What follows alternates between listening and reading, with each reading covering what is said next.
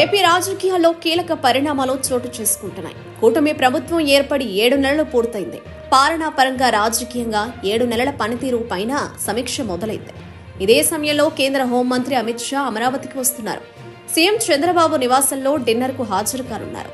పవన్ తో పాటుగా కూటమి ముఖ్య నేతలతో అమిత్ షా ప్రత్యేకంగా సమావేశం కానున్నారు. ఈ సమావేశంలో కీలక నిర్ణయం తీసుకునే అవకాశం ఉందని తెలుస్తోంది. కేంద్ర హోంమంత్రి అమిత్ షా రేపు ఏపీకి వస్తున్నారు. ఈ మేరకు అధికారిక స్కెడ్యూల్ ఖరారైంది. ఢిల్లీ నుంచి సాయంత్రం 6 గంటలకు ప్రత్యేక విమానంలో బయలుదేరి రాత్రి 8:30 విజయవాడ విమానాశ్రయంలో దిగుతారు.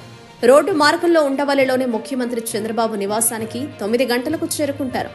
డిప్యూటీ సీఎం పవన్ కళ్యాణ్ కూటమి ముఖ్య నేతలతో కలిసి భోజనం చేస్తారు.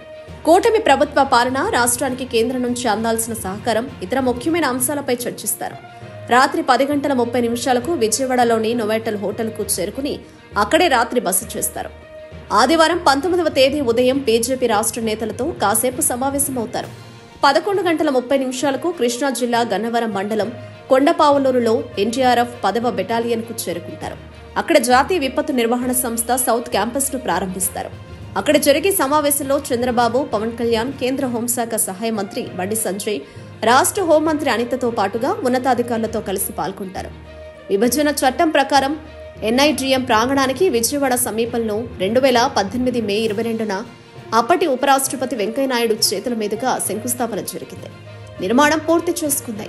ఇక అమిత్ షా పర్యటన వేళ రాజకీయంగానూ కీలక చర్చ జరిగే అవకాశం ఉంది. జగన్ విషయంలో ఏదో పెద్ద నిర్ణయం తీసుకోబోతున్నారని, చంద్రబాబు, పవన్ ఈ కుట్ర చేయబోతున్నారని, అందుకే అమిత్ షాను ఏపీకి రప్పించి ఒప్పించబోతున్నారని టాక్ నడుస్తోంది.